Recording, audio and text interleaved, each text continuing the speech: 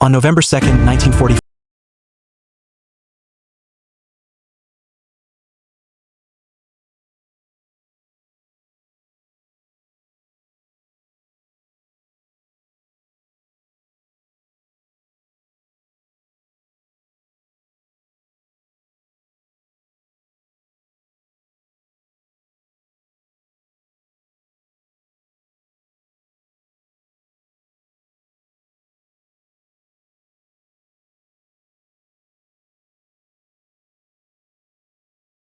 air war over Europe had reached a brutal climax. Every day, massive Allied bomber streams crossed German airspace.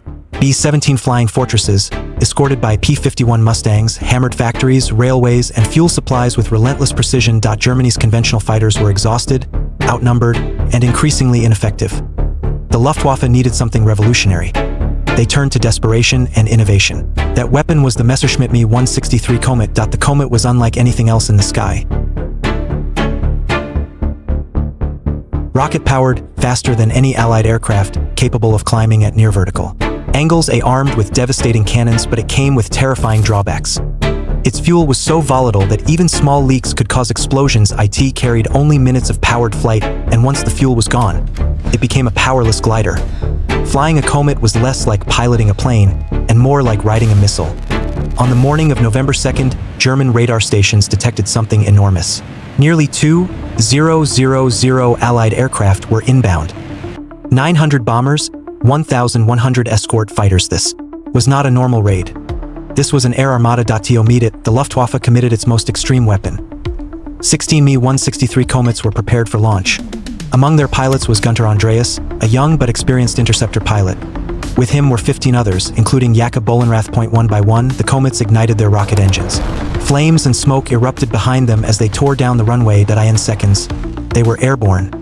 Then they went vertical. The Komets climbed faster than anything the Allies had ever seen, punching straight through the atmosphere toward the bomber stream. At altitude, Andreas spotted the bombers, rows of B-17s stretching across the sky in tight defensive formations, dozens of turrets, hundreds of guns. This was the deadliest environment a fighter pilot could enter, but the Komets didn't circle. They attacked immediately. Andreas rolled his Komet onto its back and dove straight into the formation at blistering speed. In seconds, he was among the bombers. He fired. Andreas's cannons slammed into a B-17's wing. Metal tore away. Smoke streamed from the bomber, but it didn't fall. The Komet was already screaming past, its fuel burning rapidly. Andreas pulled up, looping around for a second attack. This was the fatal problem of the Komet. You had one pass, maybe two, then you were out of fuel. As Andreas lined up his second run, something unexpected happened. A B-17 ball turret gunner spotted the diving rocket fighter. The turret swung. The guns opened fire. Rounds tore through the sky. One bullet struck Andreas's canopy. Fragments sliced into his face. Another round punched through the Komet's fuel tank. This was catastrophic. The Komet's fuel was among the most dangerous substances ever used in aviation. A single spark could mean instant death. As Andreas pulled away, Allied escorts finally reacted. A P-51 Mustang broke formation and dove after him. The pilot was Fred Glover, an experienced USAAF fighter pilot. Unlike the bombers, Glover could chase. Andreas was running out of fuel. His rocket engine sputtered and died. Now, the fastest aircraft in the sky was just a glider, and the Mustang was closing fast. Andreas's Komet was damaged. His fuel was leaking. His engine was dead. Behind him, a Mustang lined up for the kill. Above him, the sky was still full of bombers, and more Komets were diving into the fight. Some would escape, others would not, and one pilot would become the last Komet ever shot down by a P-51 Mustang. Lieutenant Günther Andreas knew the moment it happened. The violent roar behind him vanished. The Me-163 Komet's rocket engine, its only advantage, went silent. In seconds, the fastest aircraft ever built became something else entirely. A glider, no thrust, no escape, no second chance. Below him, hundreds of B-17 bombers pressed forward, still dropping their payloads. Above and around him, P-51 Mustangs began to react at last, diving down from escort positions like predators that had finally found a wounded animal. For the first time that day, the balance of power had completely reversed. Captain Fred Glover saw it immediately. The strange rocket fighter that had streaked through the formation was no longer accelerating. Its climb stopped. Its path flattened. That meant only one thing: it was out of fuel.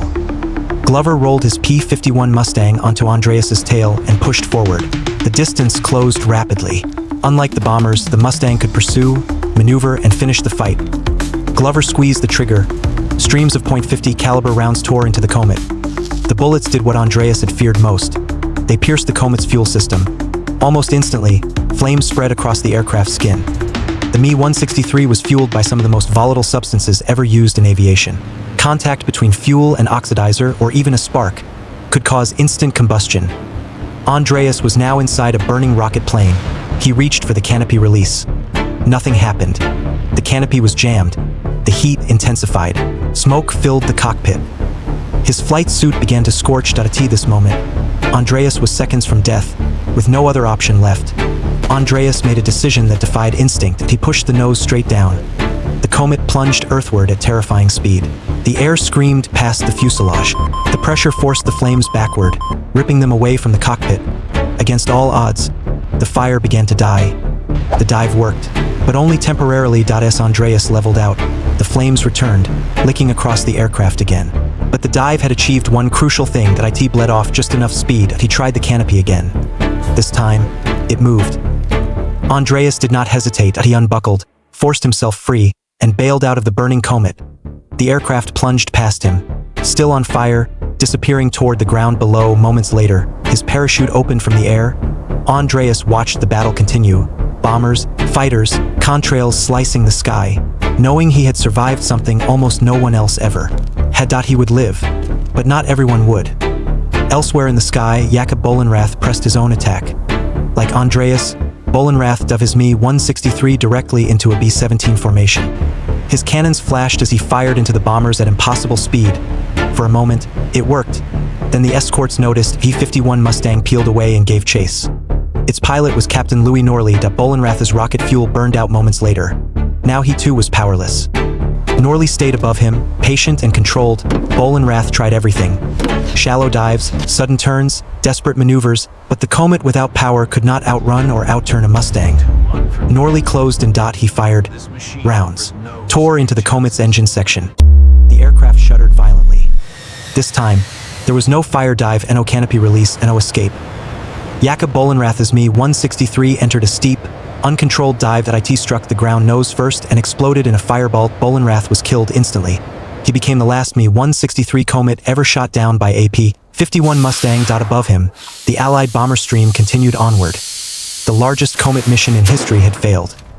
The results were brutal. .16 Komets launched, multiple aircraft destroyed, highly trained pilots lost, and despite the danger, the Allied bombing mission went on. The Mi-163 had proven terrifying, but not decisive. Speed alone was not enough. The November 2nd mission exposed the fatal truth about the Komet. It was too dangerous, too limited, too unforgiving. Pilots feared it almost as much as the enemy did. By the end of the war, Germany abandoned the rocket interceptor concept entirely. The future belonged to jet fighters, not rocket-powered missiles with cockpits. The Komet became a technological dead end, brilliant, terrifying, and unsustainable. Some men survived that day. Günther Andreas survived the war. Fred Glover survived the war. Louis Norley survived the war. Jakob Bolenrath did not. And the Mi-163 passed into history as the most dangerous fighter aircraft ever flown. History remembers machines. The Mi-163 Komet. The B-17 Flying Fortress. The P-51 Mustang. But battles are not won by engineering alone. They are won by pilots making split-second decisions. By courage in moments where there is no margin for error. And by survival when survival seems impossible. On November 2nd, 1944, rocket fighters met reality. And the sky decided who would endure.